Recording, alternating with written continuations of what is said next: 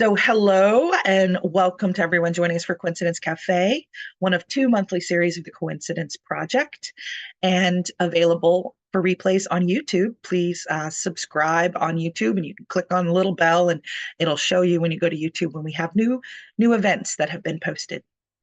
For Cafe today, we are delighted to have a very multi-talented person, Marcia Singer. And we have her bio up on the website, and we'll have it on the details on the YouTube channel as well. So you're welcome to read her bio for the many things she's done. I will just let her tell us about herself. And we're going to have a very playful and fun, serious at times, but light at other times. Coming into balance through play and through flow, kind of time together today. We wanted to start with a quick icebreaker question for you guys that we ask you to post in the chat. Our question for you is, when was the last time that you can remember doing something where your whole body and soul were just thrown into that moment? It was time when you felt perhaps deeply engaged or very carefree. You know, we're kids, we tend to have a lot of these moments. Maybe most of our moments are like that, but as an adult, it can be a little bit more rare or special.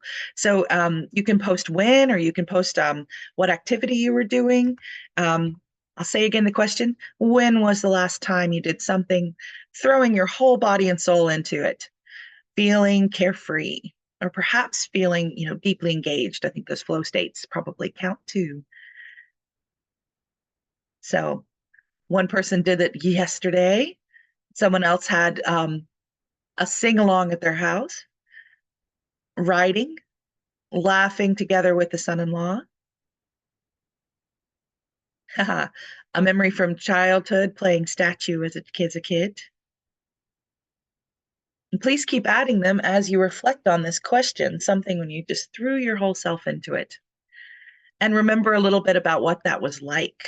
Remember that moment, bring it back to your body and to your mind now. Someone got to do it just this morning while cycling.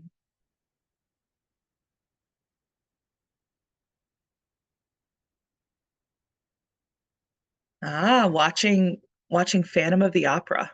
Yes. Deeply engaging art. During line dance each week. Music combined with movement. Yes, I like to go conscious dance, and that's a time when I do that as well. I did that Sunday a week ago. Painting, yes. So, Marcia, I invite you to come off of mute now that we've gotten our ball rolling here, and take it away. It's over to you. Oh, still on mute. I see the gestures, but I can't hear you yet. Can you click on the mute button?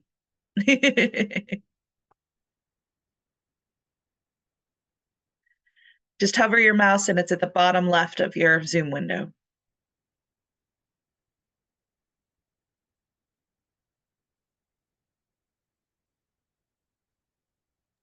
There we go. There you are. Welcome, Marcia. The one who's running the meetings, and I don't have to do myself. And then when, hi, everybody, and hi to my friend Morgan. It's nice to see you. There are a couple of things that I want to just add on to Juliet's wonderful description of play. And that is that people do associate, adults and maybe kids, that play is basically about fun. And fun is an element of play, but not all play, in the way that I understand it, is fun. It's always gentle and friendly. It's like beginner's mind. It's curious. It's full of wonder. It has a friendly approach to life. Feels in relationship in a carefree kind of way, a safe way. You feel safe to express who you are. And the other thing that is sad, if we look at things in that way, is that by the age of 6, most kids are not playing by heart naturally anymore. Instead, they're substituting a kind of competing for attention or approval. And then we grow up to be adults who say, oh, I work hard and I play hard, and have lost the actual sensibility of being in the world in that beautiful, where awe is possible and the joy of being creative and resourceful. So I would like to, maybe in the huge world of all the things that play has meant to me. And by the way, one of the many things I've created is a booklet called The Tao, or Way of Play, because it was a lifesaver to me to happen onto what play might really be about consciously for me. And it started in 78. I was a professional singer, and I went to my first comedic improv class. And I had always tried to be what I thought was outstanding, or be the best, or whatever. I'll get into more of that later in our program. I still have that program, but it doesn't run my life at all the way it used to. So in 1978, I was a professional singer. I'm going to this class and I want to stand out, or at least don't want to appear stupid. And the thing that scares most people from improv is, oh, I'm going to look foolish. I'm going to draw a blank, or I'm going to say something dumb. So the teacher had a game going on that was a singing game. It was a simple little game. Everybody lined up, and the person in the front would come down stage and just start singing any song. And if the group knew the song, everybody sing along. And then the person who was next in line would decide when it was time, come up, tap the person in the front on the shoulder, and you go to the back, and the line would just keep moving. So my turn comes up, and I've been thinking, what should I sing? What can, whatever, I'm all in my head. And when it's time for me to actually sing, I draw a blank. And I was so upset with myself, I hurled a 4-letter word out into the audience, was mortified. I'd never done that in my life. And to my amazement, nobody cared. Nobody batted an eyelash. Person came up behind me, tapped me on the shoulder. I went to the back of the line. I thought, wow, this is amazing. Nobody judged me.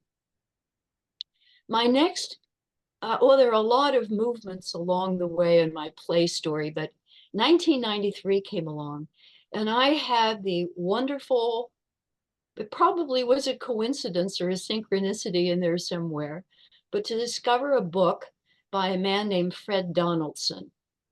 Fred is an international play specialist who discovered the world of play by playing with wild animals, wolves and bear cubs, and boys, primarily children, who had been abused and had a tremendous amount of aggression and frustration. And he learned to play just using his own body, never any toys or devices. He was an Aikido master. And when I saw him in person and spent a day with him, and his children would rush at him, let's kill Fred, and whooping and hollering, and he would grab these children and roll into a hug. And I was in tears. It was so beautiful. And some of the ways that he's described play, I want to read them. It's a universal language of belonging. It's a natural wisdom, and it connects us across species, across cultural divides. I've added the resourcefulness, the beginner's mind qualities that I mentioned earlier, harmlessness, inclusivity, humor. And I found as a psychic that the play mode, where you're in this carefree, fully present, engaged way of relating to yourself and the world, it opens up all of your psychic, paranormal, your ability to interpret as well, to read, to channel. It's all there in the play mode. So I hope I don't know if anybody wants to say anything, or Juliet, if you want to say anything. If not, I'll go into the next piece. So play is natural. It's inherent in everybody. For most of us, there are certain activities that we naturally gravitate towards. And we think of those as play. And we're playful when we're doing them, when we're being participants in them. But play itself is not really the activities, it's the energy, the consciousness, the frame of mind, the way of being in the world where you're not identified with what you're observing or participating in. You're playing with it, in it, you're dancing with it, which is why in the book that I wrote, or the title that came to me and became a book, this idea of dancing. And dancing is also one of my metaphors for life, and one of the things that I find joy in. And then when I'm heartbroken, I can go to and move into and through and let what is in me that is stuck or sticking and wants out and wants expression, so that I can see it and begin to work with it or dance with it out here. Art is that for me, or all the arts actually. So I have a magic wand. And in fact, I have 2 or 3 of them. And this is one that comes up in a lot of my sessions with clients or students. When somebody starts relating to me, inevitably, what is hurting, or what they're angry about, or something, or what they wish, if only, or they're telling me their scarcity stories. And I'll hold up the gremlin side. And when I created this a long time ago, I put some doggy fur in here. I had a beloved canine guardian angel companion named Crystal, who's the subject of a lot of stories in my books. And this is some of her fur in here. So it reminds me that I can play with the gremlin, not to take him too seriously, but when we're focused that way, this is what appears to be real. It's what we're observing, and it is real, but we're lost in it. And so what I've discovered happens is the world that is reflecting out there what is happening in here.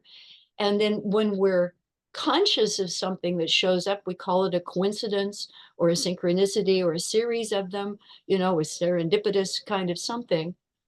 But they're going to have this flavor.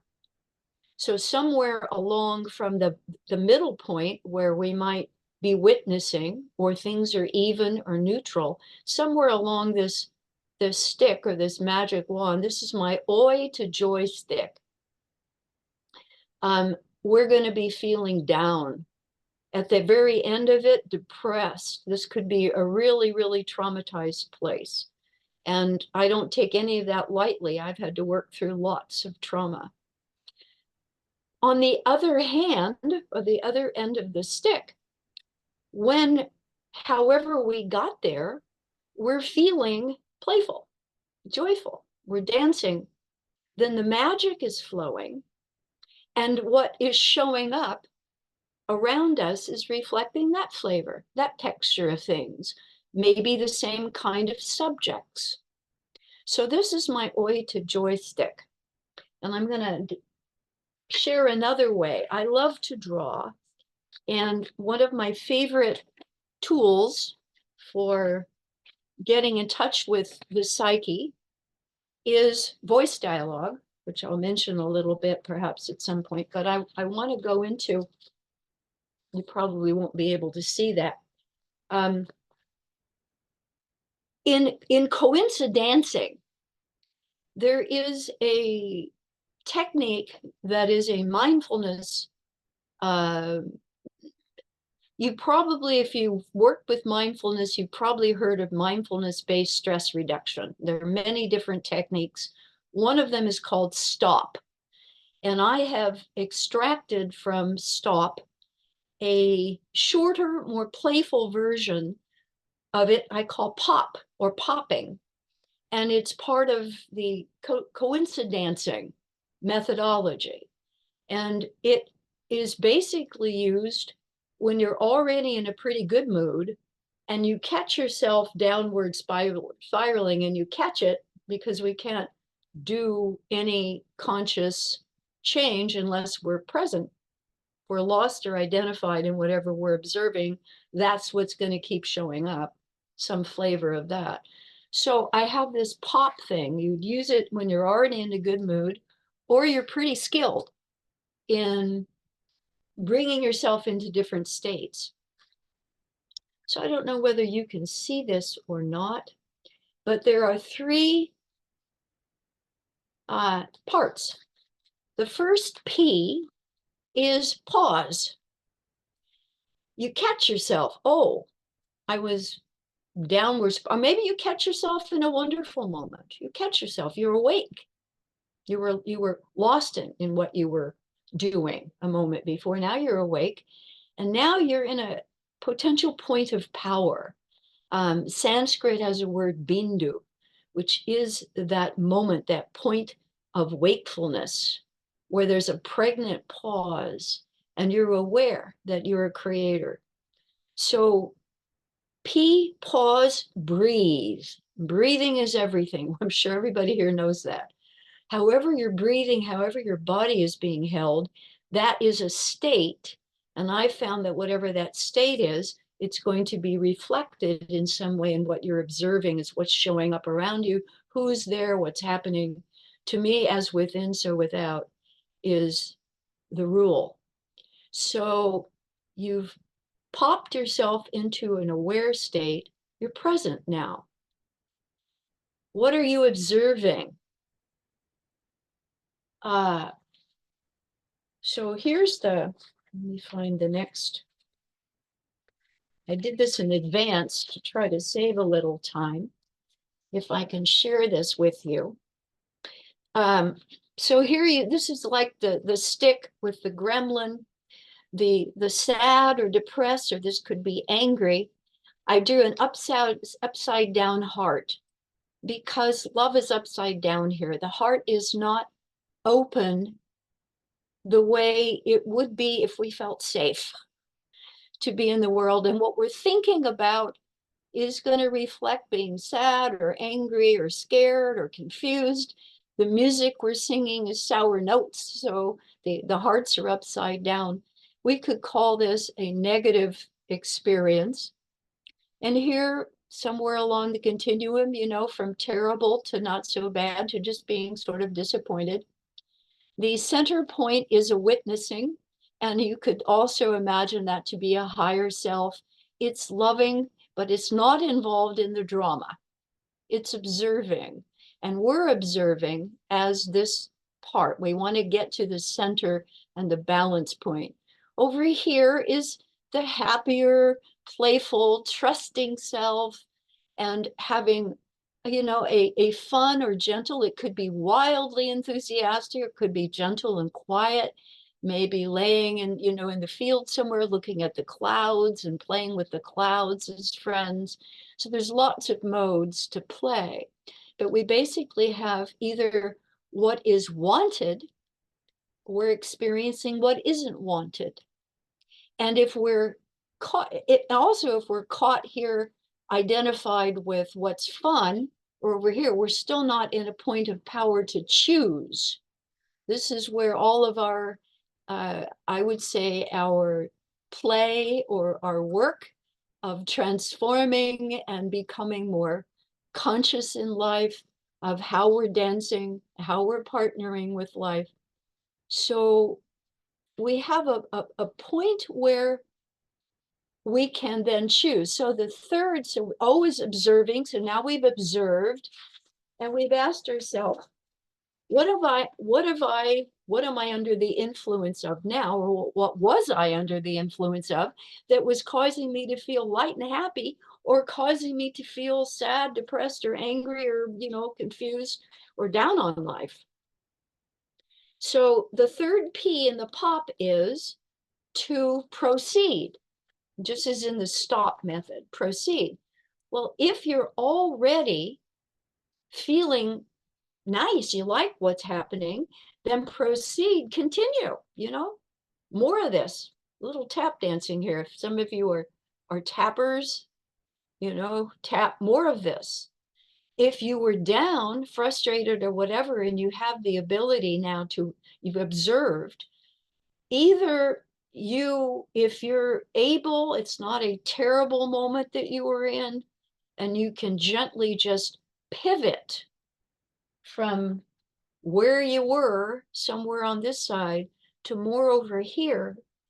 The next step in the coincidance is see what coincidentally shows up next, because you'll start to see the shift, or you'll see the continuation. And my book is it's my 12th book, and all of my books are just full of stories from my life, my mystical stories, my aha moments, how I've grieved, what woke me up.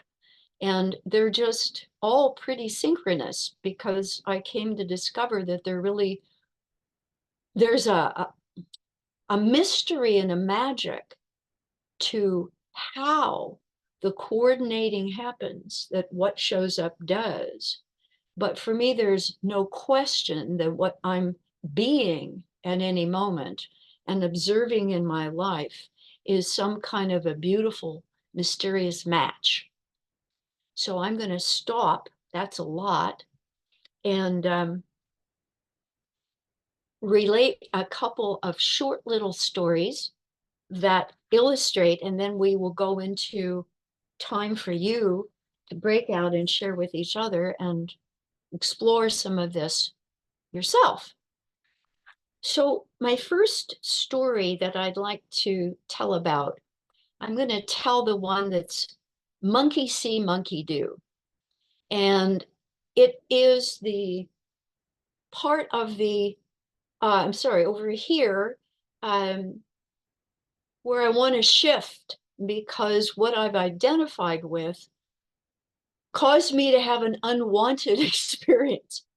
So very simply, I was out, as I was most every day, somewhere in nature with my dog, Crystal. And I had chosen a small lake in the LA area. And there's a lot of muddy water.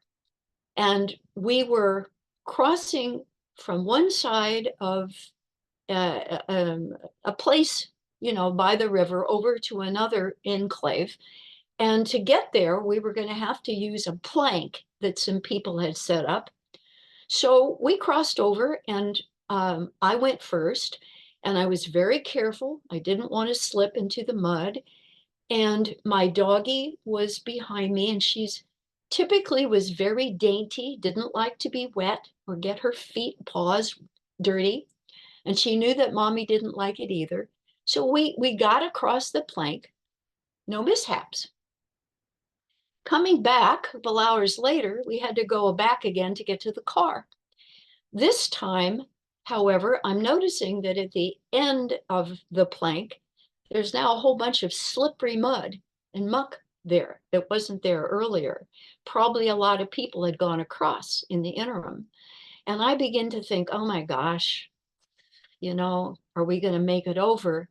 And to my dismay, Crystal, instead of following me from behind, she's in a great mood and she's trotting merrily, and she gets onto the plank and she's rolling across, and all of a sudden she slips on the muddy, slippery part at the end of the plank, loses her balance. One white leg goes into the mud, comes back out, she gets her balance, and she goes up onto the sandy shore and waits for me. Now I'm observing what's just happened in my head. I'm reliving it. I'm thinking of all the times I've been upset that she has gotten muddy and smelly, maybe gotten muck on the back seat of the car. Am I going to get across now? And all this is going on. So, of course, self-fulfilling prophecy, I'm asking for it. I lose my balance, and not only just lose it, I end up with both legs up in muck up to my knees, and I begin to laugh out loud. and I get it. So I have an awakened moment. So I pull myself out of the muck and I go over there, and I realize when I'm thinking about it later, you don't have power and you certainly don't have balance.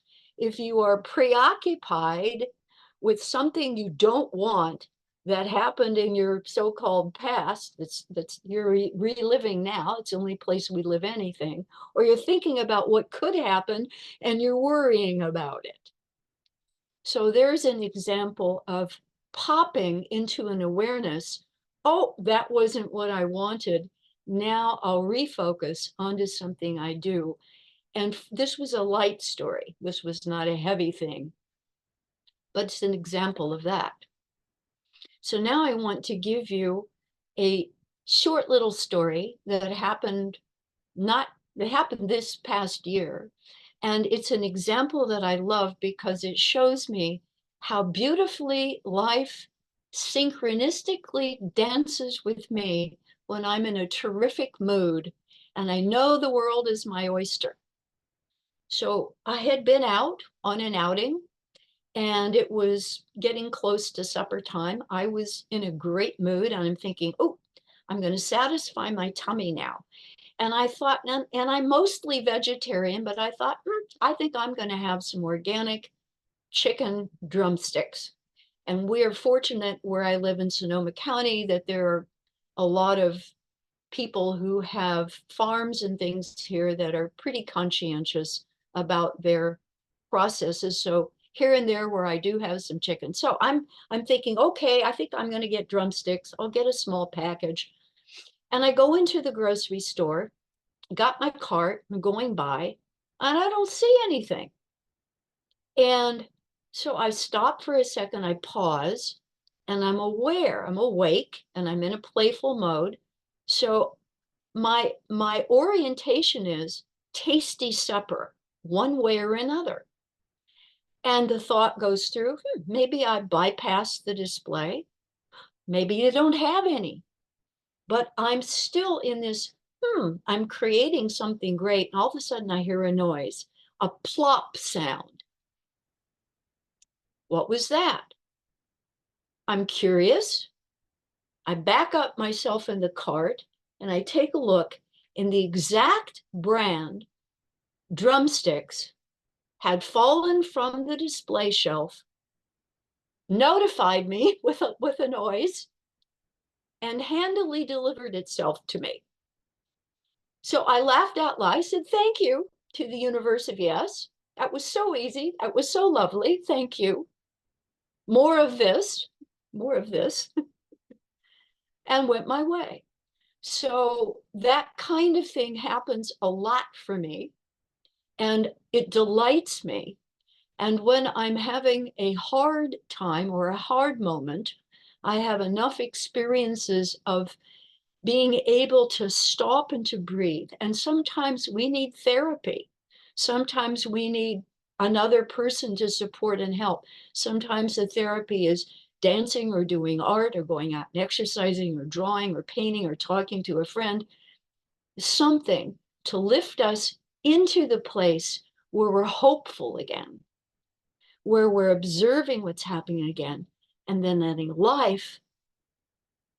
letting us be conscious that life itself, however you conceive of it, Buddha, Jesus, the angels, creator, whatever you name it, that which is known by 1,000 names, that is the unnameable one, is always dancing with us. So thank you. That was a long spiel. I think we're ready to do a breakout, and hopefully not here breaking out from whatever. Uh, I saw myself as a teenager all of a sudden breaking out all over. Oh my gosh. So what we thought would be a nice exercise and hopefully fun to do, thank you, is to give you an opportunity to, maybe the people you'll be in the little pods with, we call them pods, or people you already know or not. So you'll be introducing yourself and see if you can come up with an instance. Maybe you're already relating, you're already thinking, got one or two or more, but share something of either one that where you didn't like what you were getting.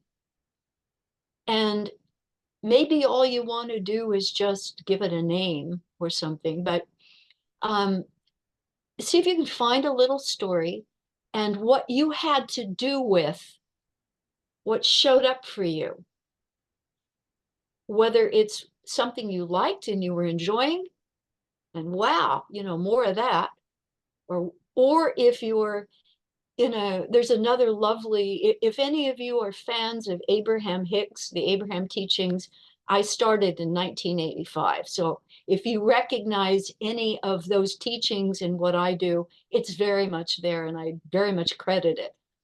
But if you can say to yourself, wouldn't it be nice if, wouldn't it be great if, wouldn't it be lovely if, you start to move the energy back. Wouldn't it be nice if, and you let yourself start to flow again.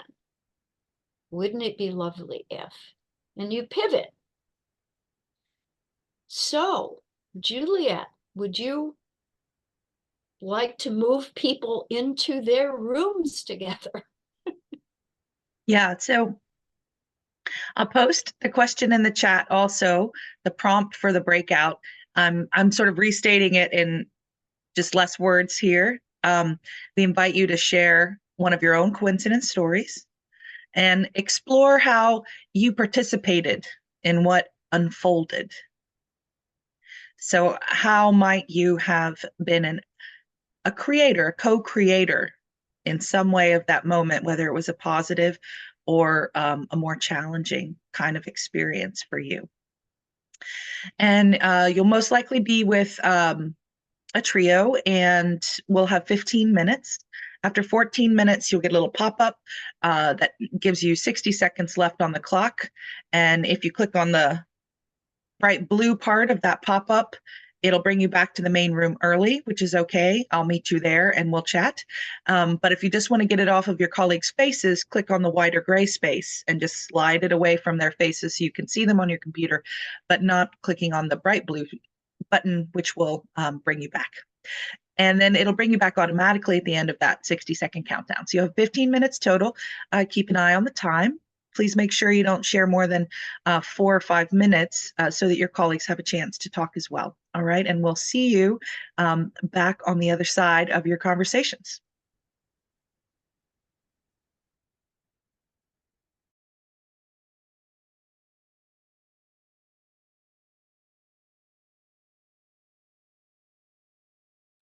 Hello and welcome back. We've got everyone back on mute just automatically, so we keep our background noise down.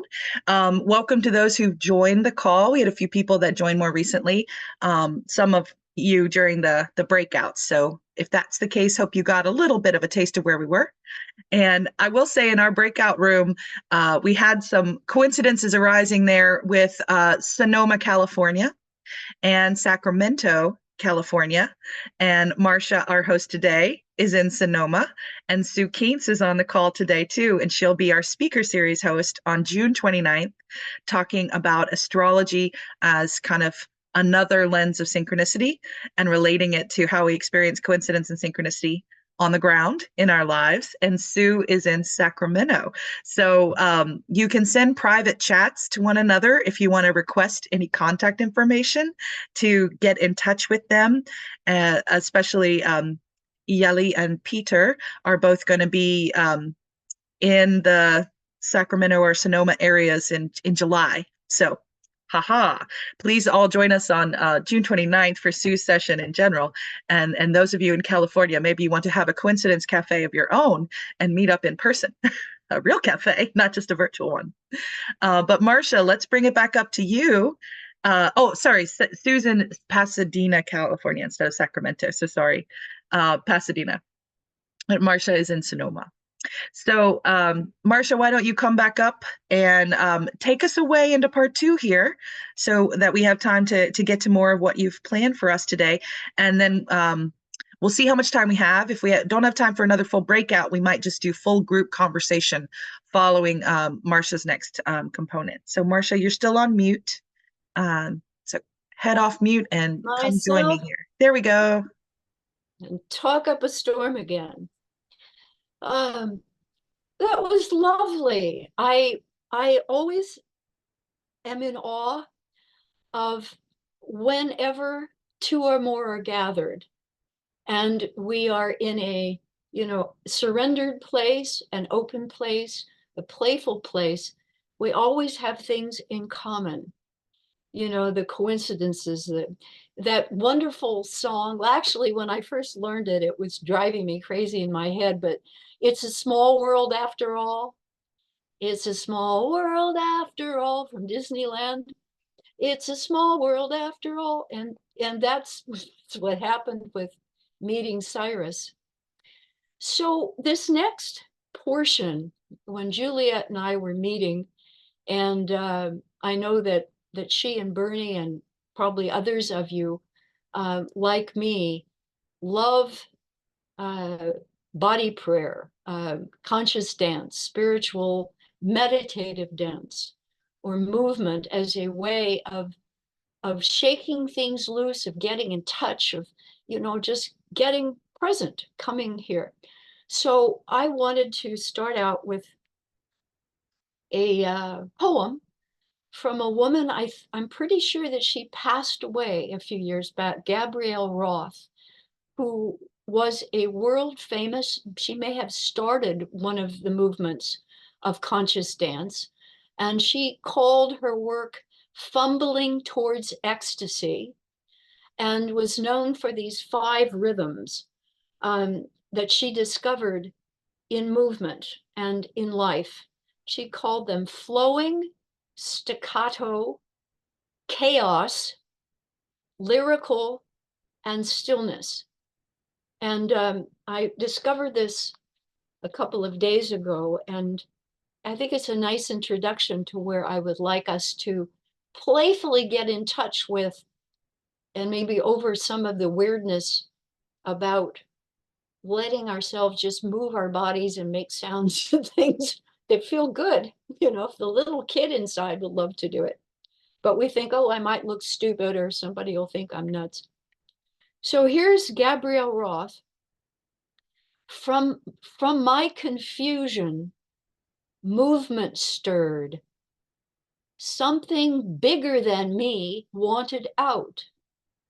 Raw awareness set free, allowing untruths to fall away. Essence embraced. An offering placed in the cradle of time, continuously rocked by an incessant hunger to know spirit in all things, dancing the 5 rhythms, a route to the root of all things.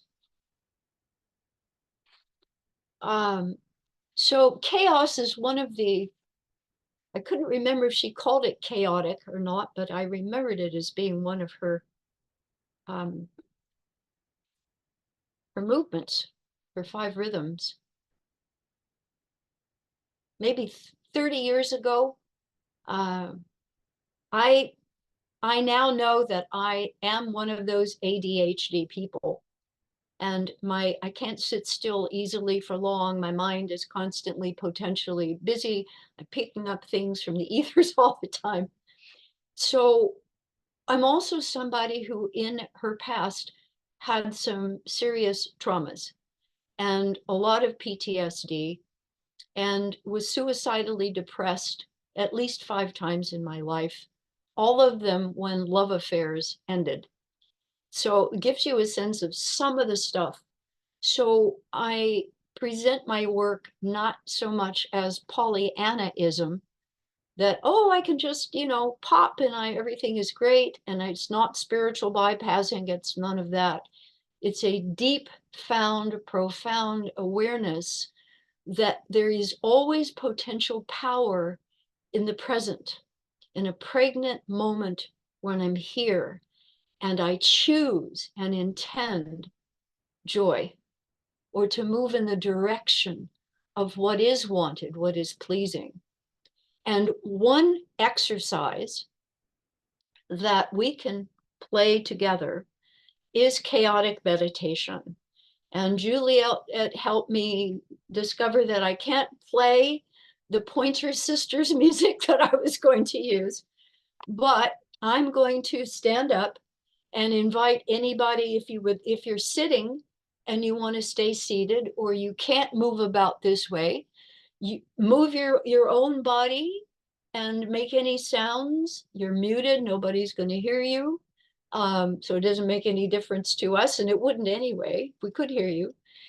But I'm going to try to get out of my own self-consciousness and really drop into this sense of friendship that play is. And improv. I've been teaching improv whenever I can for 30 years. I just adore it because it's the permission to each other and the curiosity, the interplay. Oh, the receptivity. I give this, I say yes to what's happening, and I add this. You say yes, and we just keep doing this dance. So I'm going to stand up. I'm only going to do this for a minute or so, not take too much time. But if you're a dancer and you're already doing this in your own world, keep it up. And if you haven't, you can do it anywhere. I love to do this outside in nature where I know that nobody's going to see me. But the guru back in LA 30 years ago, there were a lot of people like Marcia in the group who couldn't sit still. And we thought meditation was just about quieting, sitting still, being still, no thought. Well, that's still meditation. That's one form. Sometimes that's thought of as a masculine form. The Shakti, the movement of the body, etc. It's thought of as the feminine form, the movement of the Kundalini, etc. We want to shake ourselves free. So this Indian guru had everybody who'd come to learn how to meditate to stand up. And he said, okay, he said, we did this for 15 minutes. Start with your face. Make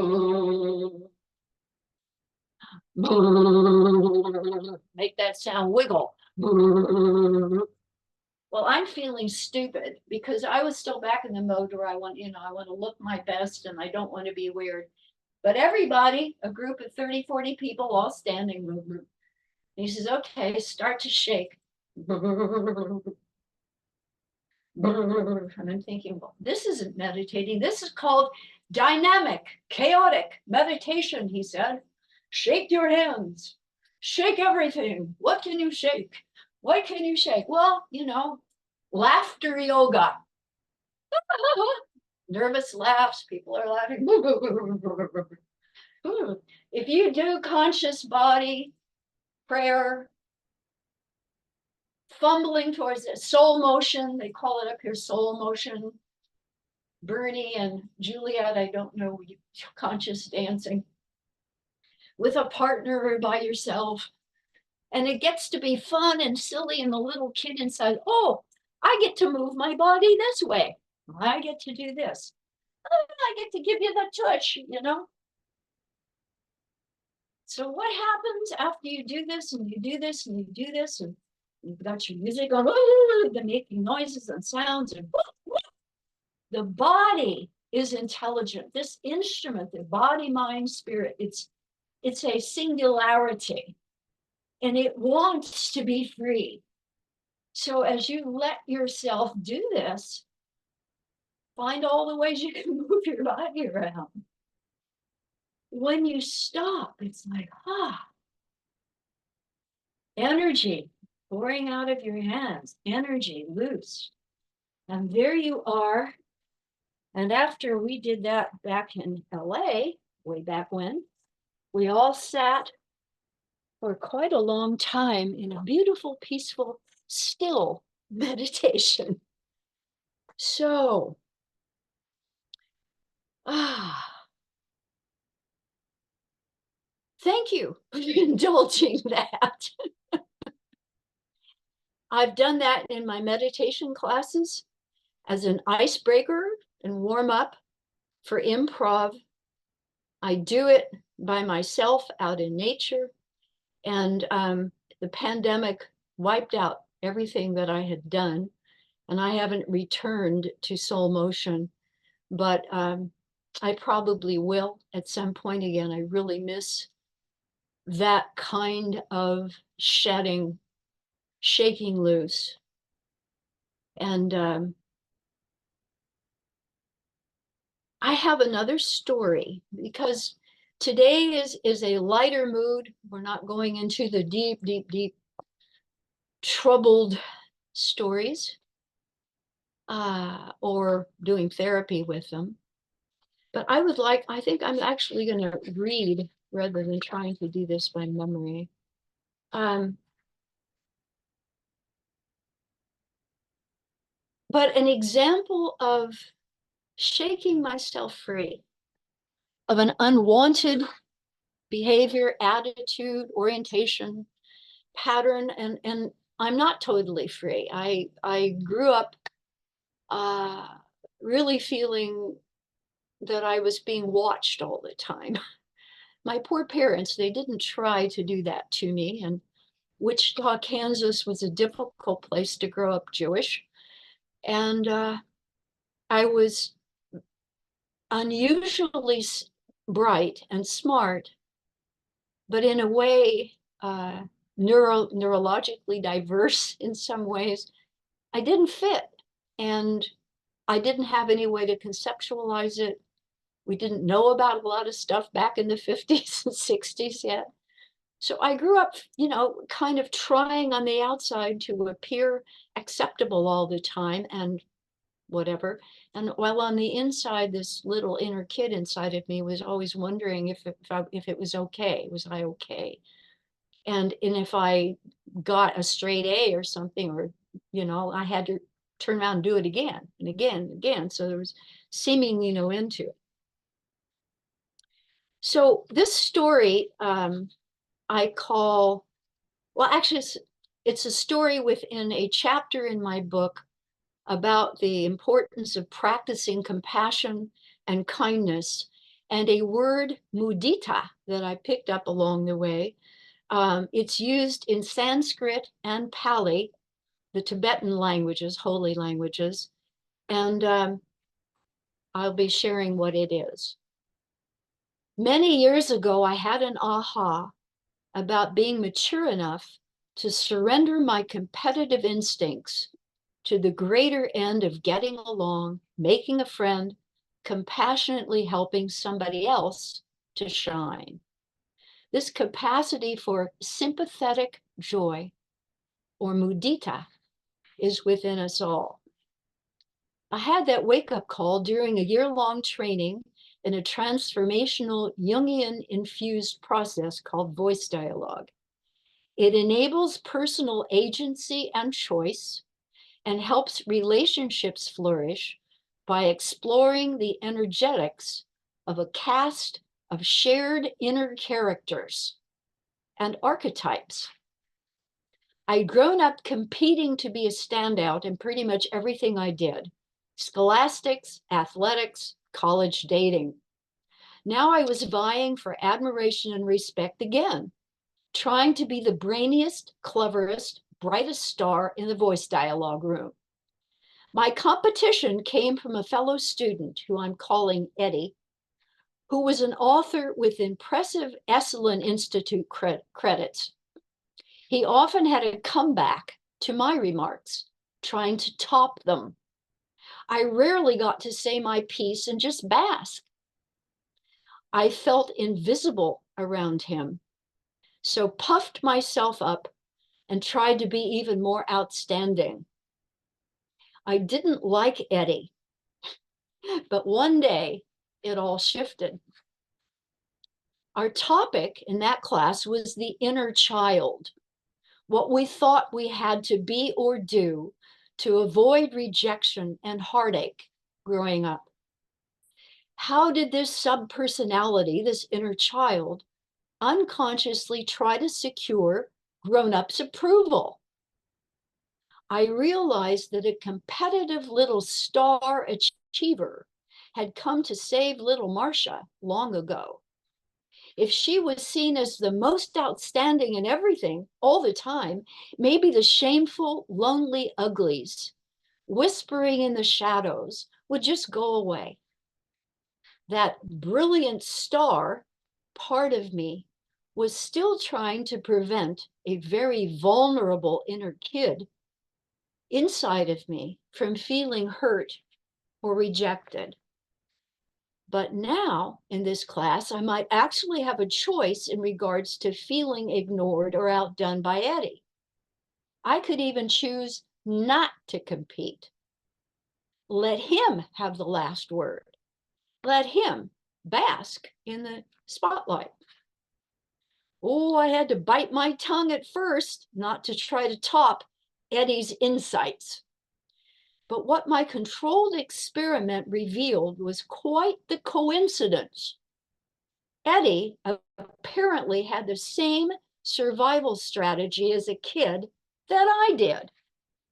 And he was still unconsciously employing it, bent on being seen as the most intelligent and quick-minded dialoguer. My compassion now was flowing for both of us.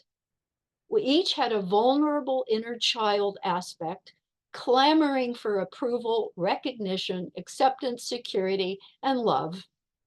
When the class ended, Ed wanted a word with me. That was a first, telling me how much he enjoyed me in the class that day, glad that I was in the group. My gosh, I'd said almost nothing.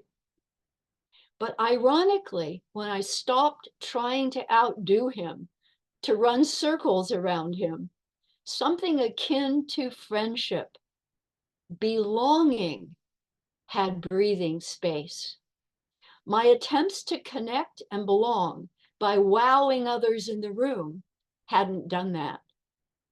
I gained a newfound ability to hold my tongue, and even better, to open my heart to another person and let him do the shining. What goes around comes around, and this sure felt good. So thank you. That's my story.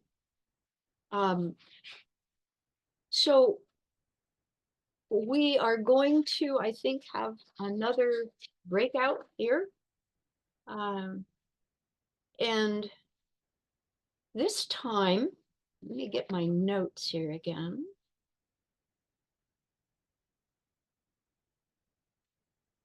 So we're getting a little more serious about play. We know that life can be heartbreaking, dangerous, many of these kinds of things. When you go into your next pod, breakout room, think about or feel into. We have thoughts and feelings and sensations in the body, and we're doing our best to observe them, to bear witness to them. So what in your life might you like to shake loose from? A pattern or a habit, a thought, an obsession. Those of us who have OCDs, I do, and I've stopped. They don't show up in this kind of situation, but when I'm on my own, and I've become playful with them, they're like friends of mine now, rather than, hiding them or whatever. But if there's something in your life that you're aware of, see if you can name it. Not so much work it out, but in your groups, what might you be able to free yourself from the feeling of oppression about? Become more playful and friendly, more beginner's mind, more curious about it, to embrace it, to dance with it, to be friends with it. And so we're going to go into that mode and just kind of see what happens. And Juliet, I'm sure you'll sum that up in a wonderful way, the same and different from me. Yeah, so I posted it to the chat. The invitation is to feel into and perhaps share with your breakout group something you might be wanting to shake loose or to shed, or even just to dance with in a new way. So we thought it might be a moment to just witness and hold space for one another without judgment, just to give ourselves and one another a chance in a smaller, more private way in the breakouts to name something. And if you're not ready to say it out loud, maybe just tell your group, I have I have something in mind, although I'd rather not say more than that. Or if you do feel comfortable, we invite you to name it and have the others hold that for you. We'll have just a couple of minutes in our 90-minute session left together. When we return, we'll just do a 10-minute breakout, and the rooms will have 3 people or so. So try not to speak for more than about 3 minutes per person, so everyone has a chance to speak. And then if everyone's spoken, just talk freely amongst yourselves. We'll come back in 10 minutes and we'll do a quick little formal wrap up, but those that might like to stay beyond the 90, we'll invite you to stay a few extra minutes if you might like to share something with those of us who can stay on the call. All right, so we'll see you back in 10 minutes.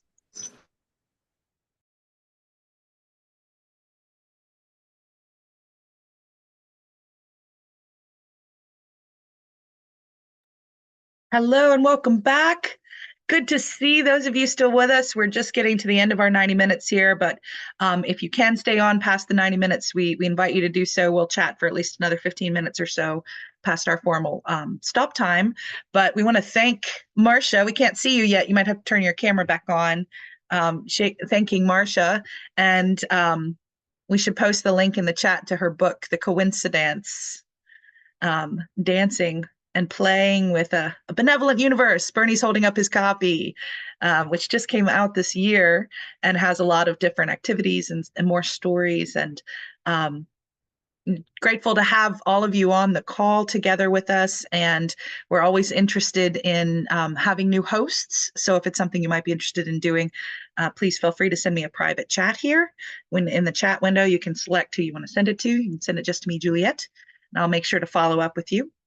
Or just be thinking about it. If maybe in a few months of attending some more of these, you might like to help host, we'd be glad to have you with us to do so. And please visit our website, thecoincidanceproject.net. And we do all these programs free. We are running a spring fundraising drive right now. We're a nonprofit, so we exist on donations. And if that's something you might be able to do, we welcome any donations. Helps us to keep all of our resources free and open to everyone. And you just go to the coincidanceproject.net and click on donate. It's on the top menu bar. And Marcia, any parting words here that you might want to say for the formal end of our 90 minutes together? Thank you. I had wanted to sing, and maybe there isn't time, so thank you. I definitely would like to. Can you see that? Yep, lulu.com. Yeah, if anybody, I hope some people might be interested in the book. And thank you, Bernie, for holding it up while I was trying to find myself. If you go to lulu.com and the icon bookstore, which is easy to find, click that, and then put and there's a reason why I split it up, even though it makes it awkward, because I want to emphasize that we're partnering all the time. It's like it is a dance. And capitalize the A so that you don't just get coincidence. Then you should find it, or click my name and it will bring up all my books and you will see the coincidence there is the most recent. If anybody wants to contact me, it would be lovely. Marcia.lovearts, that's my umbrella, lovearts @gmail.com. Ta-da! Thank you. Do we have time to sing this song together? Or do you need to? Sure. Bring us together with a song here. For those who need to part, hang on for another minute or two. Let's have a little song. And I know you're not going to be able to hear the triangle, but since I'm used to singing this with a triangle, I probably remember it better if I use it. Everybody knows this wonderful Disney song. It's the song that Jiminy Cricket sang to Pinocchio when Pinocchio was giving up on ever becoming a real live boy. And it's a metaphysical formula that I think is actually accurate. Oh, hi there, meow. Okay, a little magic. When you wish upon a star, makes no difference who you are. Anything your heart desires can come to you. When your heart is in your dream, no request is too extreme. When you wish upon a star, like dreamers do. Love is kind, brings to those who love the sweet fulfillment of our secret longings. Like a bolt out of the blue, fate steps in and sees you through. When you wish upon a star, your dreams come true.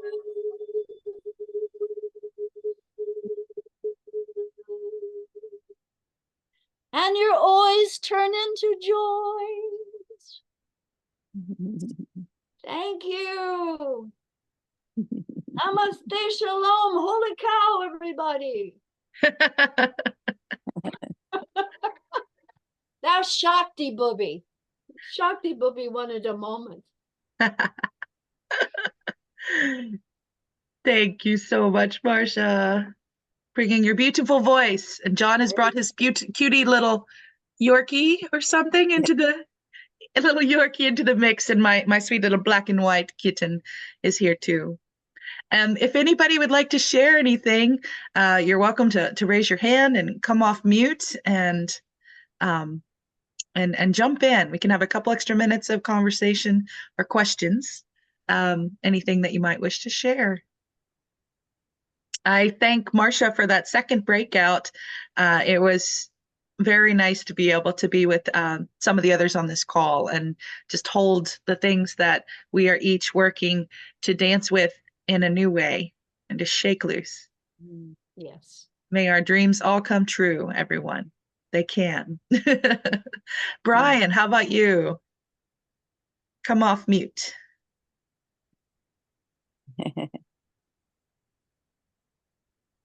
Well, Marcia, my version of being playful is often being silly.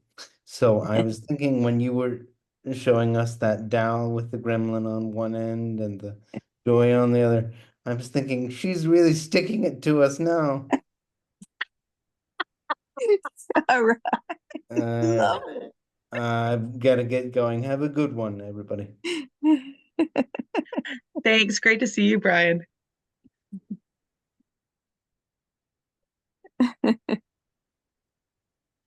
Anyone else?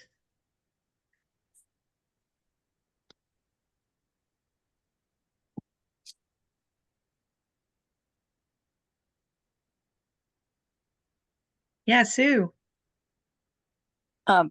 Brian happened to say that spontaneously in our breakout, and I said, "Please say that to the group, please."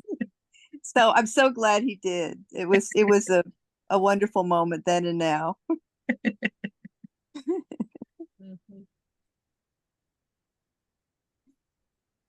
Yes, and bye to those who are needing to sign off. Yeah, that's a fun one, Marcia. You can add it in your magical wand bag of tricks. When life tries to stick it to you, just remember it's also filled with magic. It's a stick filled with magic. It's possibilities. Annie, how about you?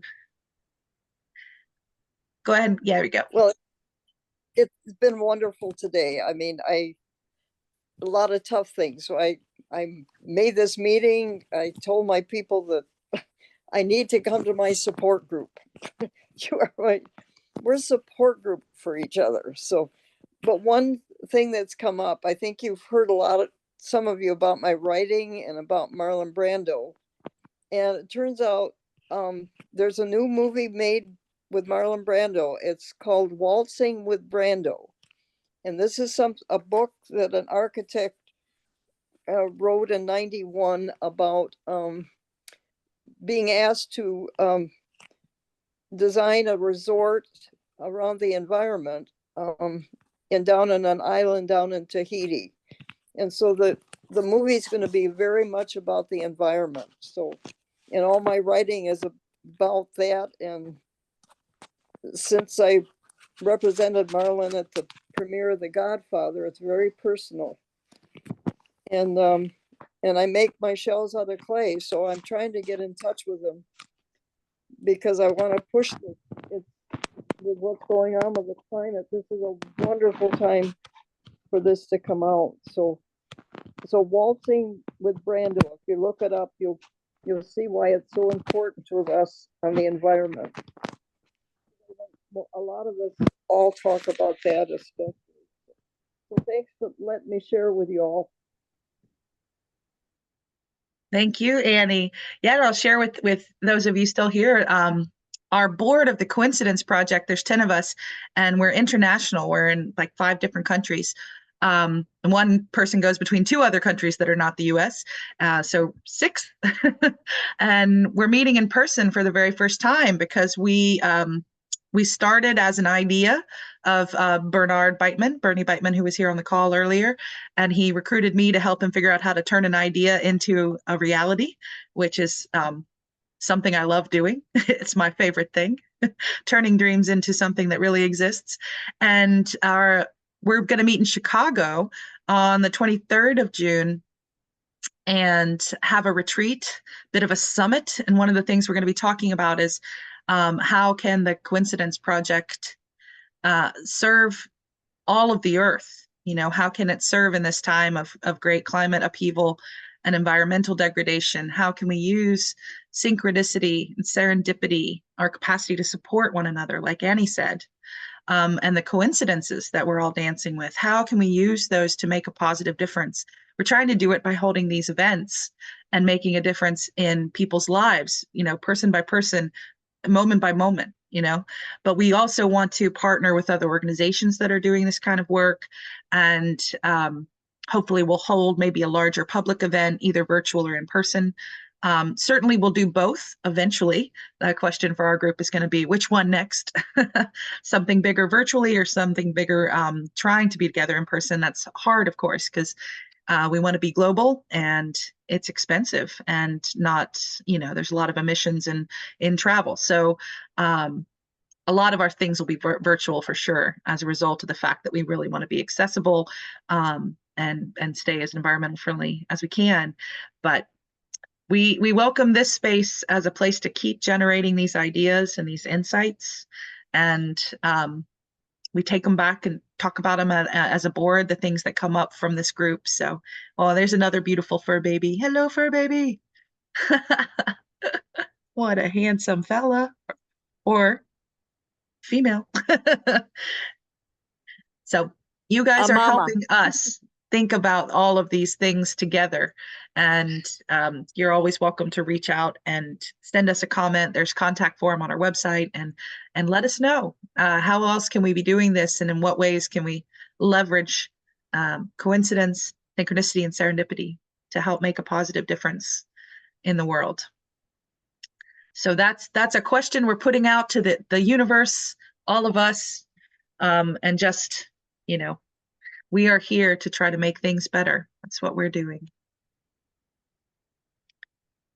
My thanks to all of you for being part of how we're going to do that. We're co-creating all the way. So we couldn't do it without y'all, you guys. First thing I told Bernie is we got to get some people together to figure out how to turn this into reality, because 2 of us, even with a lot of ideas in our minds, are never going to have all the right ideas. It's always got to be about the co-creation. So We've done that from the very beginning. And we've done Co-incidAnce Cafe for 3 years straight now. So we've had more than 36 of these.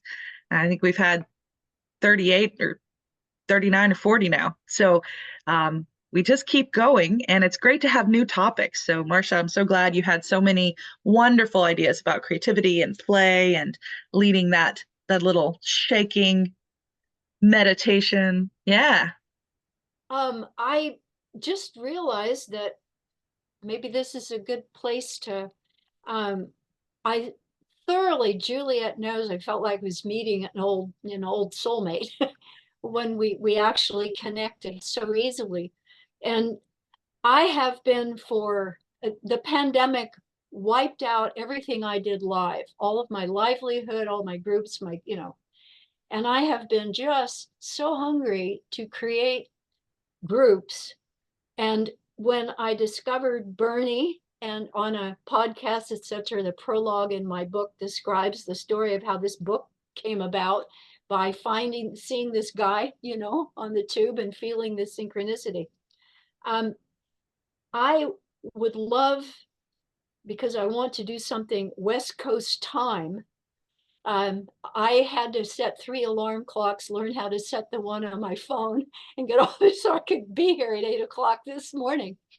Do something on the West Coast if I can tie in with your beautiful work in some way, that I've raised my hand that I would love to add anything I can to building community around the soul motion, the growth, the transforming that we're all doing. And my fascination too with how the world constantly mirrors and reflects and shows me what's going on with me, and wakes me up so that I can be a little more here, a little more wonderfully me, however weird that is. So that's my 2 cents worth. If I can do something West Coast wise, in addition to, what you're doing, I'm up for it. I would love to. Absolutely. And I think we've had another person who's on West Coast time who also wants to start perhaps hosting some slightly less formal. With the cafe, we do try to have a plan of what we'll do in sort of each 20-minute portion of time to have a kind of progressive journey through our topic each month. But Jenna Lemaire, who hosted CoincidAnce Cafe last month, leads a lot of groups. It's her life's work, working with groups. And she's someone who's unscripted. She likes to just be spontaneous and responsive to whatever's arising. And she would also like to start hosting something. So we may start something more on West Coast time, that people could alternate who hosts, and maybe a little less formalized, though, not a full, doesn't have to replicate cafe per se, could take on its own form. So, and those of you in other places, just keep thinking and keep showing up. We hope to see you here. And June 29th for Sue's talk as well. Please come back for that. It's on the website. So go click on participate, and then you'll see Sue's talk as the next to come, and you can click to register. I think, we got to the end of our extra 15 minutes here. So we'll probably say goodbye. We bid you adieu. What is your closing, Marcia? There's this spirit guide of mine that comes through now and then. Her name is Shakti Booby. And Shakti Booby says, Namaste Shalom, Boobalas, Namaste Shalom. Holy cow. Bye. See you. Bye, everyone. Until Bye. next time. Thank you. Thank you, Marcia. Thank you.